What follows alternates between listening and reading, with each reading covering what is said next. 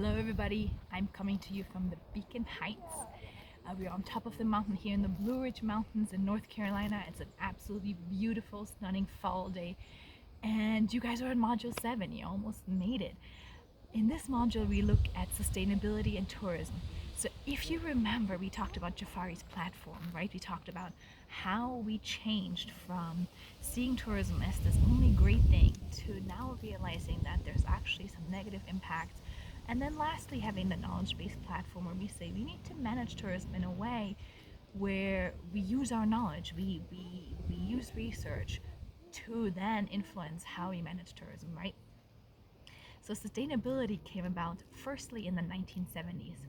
It was later really made popular by the Brundtland Commission, which used the term to define it as development that meets the needs of current generations without future generations compromising their own ability to meet their own needs. Now, this is a super broad definition. Because it is so super broad, it was widely applied from anything in agriculture, in development, in economics, and in tourism. We also use this definition to really apply it to tourism. And we really define tourism as a way to minimize negative impacts socioculturally, environmentally, economically, and maximize positive impacts. And where that intersection is, that is sustainable tourism, right? In order to do that, we developed a lot of alternative forms of tourism. Among them is community-based tourism, which we already talked about, backpacker tourism, volunteer tourism, and also ecotourism. Ecotourism, really, if you think about it, basically just means sustainable tourism with nature as the primary attraction. Ecotourists will spend a lot of money to go see nature. Using ecotourism is a great tool to actually preserve the environment. Why? Because if we can have tourists pay to enter a park right here, the next peak over is Grandfather Mountain. Grandfather Mountain charges up to $40 per vehicle to go in. That is money that is purely used for conservation. And Ecolodge, the same, right? And Ecolodge, tourists will spend $300, $400 for one night. And yet, in return, that Ecolodge is able to preserve jungle around it, right? And so tourism in that way can be a form of preservation and conservation.